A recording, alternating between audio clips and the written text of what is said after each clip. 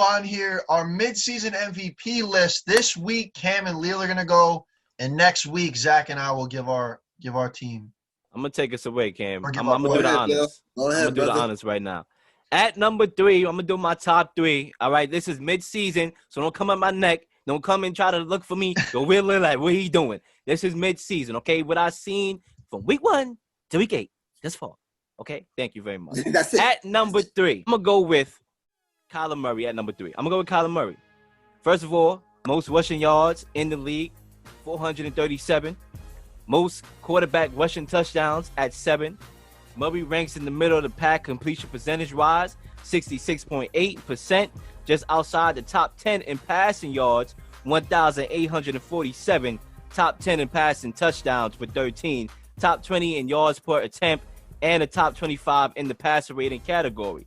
He also has accounted for 76.6% of his team offense, which is second only behind let Russ cook, okay? Now, let us remember, Murray did outdo Russell Wilson in the playoffs. I'm not in the playoffs, a week ago on primetime, in a primetime game in which it was a shootout, and he showed that he belonged. He led a game-tying drive, and he led a game-winning drive in overtime. The brother has made strides. I thought he looked good last year. They just couldn't win close games last year. This year, they're doing just that. He's number 3 for me. At number 2, I know what y'all gonna say. Oh, he's biased. Okay. Oh boy. Okay. Oh, boy. I came with my stats just to make sure that biased, talk that people gonna say Leal's bias is put to bed. I came with my analytics, my stats today. That's exactly why. I heard that old boy coming. Guess what, brother? Fasten your seatbelt. At number 2, I'm gonna go with Tom Brady. Listen, these are some stats right here. The 2019 Jameis Winston, right, completed 153 of 263 for 2,072 yards with 14 touchdowns and 12 interceptions, right, at this point in the season last year with a 2-5 record. Tom Brady, 1,910 yards, 18 touchdowns, 4 interceptions. Winston already had 12. He was already about to break records here. And the Buccaneers have a 5-2 record. Where they do that at? You go from 2 to 5 to 5-2. We can't compare Brady to Winston. That's just. I'm just saying. MVP, the best on your team. I'm talking about team stats. You take who and who off, and you put them on. That's the point of that statement. Now, the Patriots' record this year without Brady is 2-5, ladies and gentlemen. 2-5. Last year, they were 7-0. They were 7-0 with a terrible offense. Now, I know that defense was playing good, but towards the middle of the season anyway, the defense started to deteriorate because the offense was that bad. It was the same entire offense throughout the whole year, okay? They were 7-0. Tom Brady's stats from 2007, right, to now, people that are saying, oh, he's falling off the cliff, okay. He has a higher completion percentage. Yards per attempt is higher, 9.4 yards compared to 9.1 yards in 2007. 2007 was the year Tom Brady won his MVP. The Bucs went from being the most penalized team in the league, had a mental collapse, a mental breakdown against the Bears, and now is one of the least penalized team in the league within the week. That's called leadership, buddy. All right, so that tells me right there all I need to know. Tom Brady is a difference maker. All right. At number 1, I gotta go with the obvious here. Let Russ cook. I got to go with the obvious. Ladies and gentlemen, Russell Wilson is on pace to throw for 59 touchdowns this year. Right now, he's thrown for 4,917 yards, 71.5 completion percentage, 26 touchdowns, only 6 interceptions, and has a 120.7 quarterback rating. He's leading the league's best offense, averaging 34.3 points per game. He has the MVP highlights to go with that. You saw that pass to Tyler Lockett in the back of the end zone. That was a great touch on the football. That game-winning drive against the Vikings in the rain. He has the highlights that make you say, all right, what are your go-to highlights when you're giving somebody the MVP? What's that landmark highlights? Russell Wilson has a lot of them, and that's why he's number 1 for me. Well, let me ask you this, and I'm not calling you biased at all. I actually do agree with you about Tom Brady. I do think he's having an unreal season. He deserves to be there. Where is Pat Mahomes? 21 touchdowns, 1 pick. Yeah, I was gonna say that. Pat Mahomes, he's right there in my top 5. I have Aaron Rodgers and Pat Mahomes fighting for that, to get into the top 3. Interesting. All right. Well, wow, Lil. Like they say, two minds do think alike. Two great minds do think alike. Believe it or not, the last two, we were on the same page. Because honestly, at number 3 for me, I had Derrick Henry. Snap. Yeah. Honestly, it's too many quarterbacks out there going for MVP. I feel like with Derrick Henry, he's leading the league in rushing, and he's on pace to win the rushing title this year and lead the league in rushing Again. So I do believe that Derrick Henry should be a part of that MVP conversation. At number 2, I do have Tom Brady. I do believe that age right now he has a lot to prove. Even though that he has 6 Super Bowl rings, I just feel like he's saying to critics like, "Hey, I'm 43 years old, but yet I can still play. Only 18 touchdowns, 4 interceptions, which is amazing at his age right now." And for me, at number 1, I have Russell Wilson, man. I mean, right now, like I said, throughout his first few years in his career at the start, Russell Wilson was just a system quarterback. I see that this year, like, Russ is cooking, man. He is cooking in the kitchen, and with the talent that he has, honestly, he's feeding DK, Tyler Lockett, David Moore, the tight ends, Greg Olsen, and Wesley. I feel like right now, just like you said, Lil, like he's on pace to have 59 touchdowns this year, and Russ is cooking. Wow, so unreal. So it's just very interesting. A guy that is on pace for 42 touchdowns and 2 picks does not make the MVP cut. Very interesting. I would say this. That is right kind now, of crazy. I would say this. 42 and 2. It's different ways to look at the MVP. And that's the main thing here. A lot of people is probably not going to agree with our list. I don't give a but I would say this. It's a different way. You can look at it as for stats. If you want to go the stats route, then obviously Pat Mahomes, Kyler Murray, and Russell Wilson will probably be a 3. But if you want to look at it from most valuable, if you took him off, what he has done, I think Tom Brady's in that category. When you think about how the Buccaneers, how he just changed a whole organization. So you're saying if Chad Henne is the Chiefs starting quarterback right now, they're I never said nothing about no Chad Henne. That never came out of my mouth. Tom Brady and Chad Henne is 2 different things. They don't even need to be in the same house together. Wait a minute, but that's basically I'm using your That argument. is not what I'm saying. That's something some left. I don't know what that came from. You're saying I understand. I thought I understood what you were saying when you say no, you didn't. You clearly didn't. Okay, no, but listen. Let me try to. I'll tell you what I thought I meant, and then you could explain.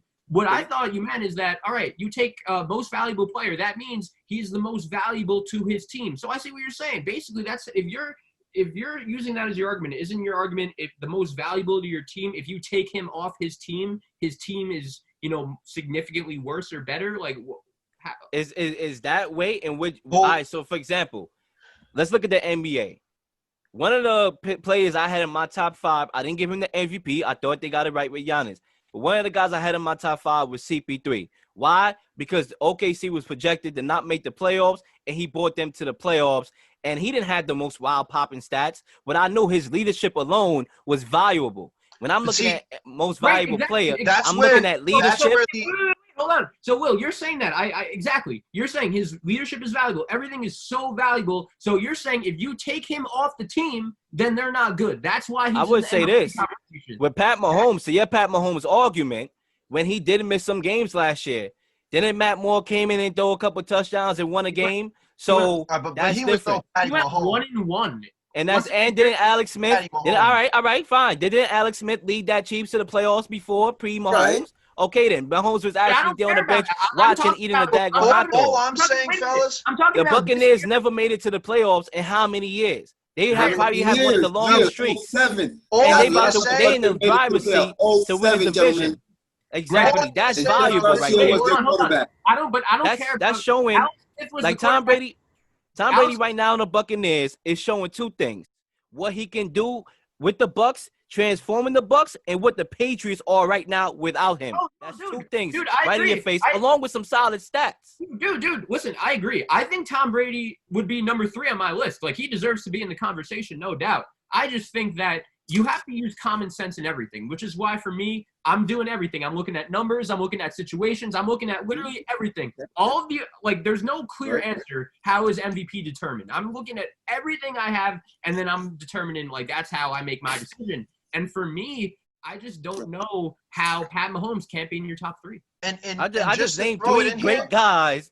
Just throw it in here, fellas. So who are you taking out my list? Kyler Murray. And Kyler Murray? I'm not doing that. I'm sorry. I can't. No. Can I make a simple statement here about this? And I would take Derrick Henry over Kyler Murray. What? MVP. Wait. What? What he just said? Race? In MVP, I would vote for Derrick Henry before I vote for Kyler Murray. I'm not, Okay. Yeah, I would vote for Derrick Henry. The MVP award. The MVP award. When you have, let me just add this real quickly, Kenny C. My fault. I don't want to cut you off. No, you're good. To that point, I don't want this to get way too deep till I can't come back to that point.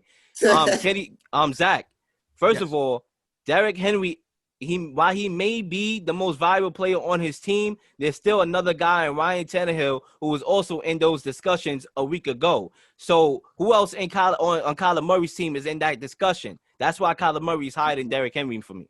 Well, look, I get when you're the most valuable player, there's a clear you're the clear number one. He's not. Here's the thing. Here's the way I like to. I'll throw this counter argument at you. Look at Jared Goff and the way he's played before Todd Gurley left and after he's left. I think that's a big thing, man. And I think with Ryan Tannehill, we haven't seen Ryan Tannehill be good without Derrick Henry. So you have the right to come here and say, oh, they have to, they could rely on Ryan Tannehill. When have we seen Ryan Tannehill play well without the best running back in the league to his side? Well, he's the numbers is still showing. But go ahead, Kenny C. I don't care about the numbers. I don't care about. You just talked about how the numbers is why you want Pat Mahomes in that discussion. I'm gonna pick. But I'm looking at everything. Yes or no? Have we seen Ryan Tannehill win a game, like play well and win a big game without Derrick Henry on his team? Yes or no? I mean, look, Derrick Henry's always been healthy. Exactly what I'm saying. His durability. He's been healthy. But, right? Okay, I get it. You can't say if we take Derrick Henry off the Titans, they're going to be perfectly fine because Ryan Tannehill could carry the load. No, of course not. I'm telling you that right now. Ryan Tannehill's not part of that discussion.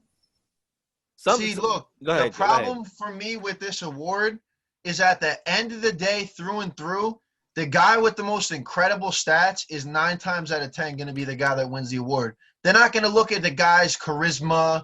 You know what? While that could be a part of it, like how much leadership skills he has, what he does with the offense, they'll look at that. But at the end of the day, like last year, Lamar Jackson, lethal in the rush attack and the pass attack, you're not going to beat him out for the award. And that's what happens.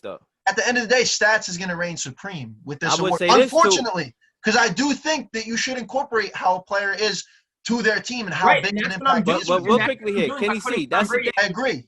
But the thing here is, even though stats matter, there is something called MVP voting fatigue.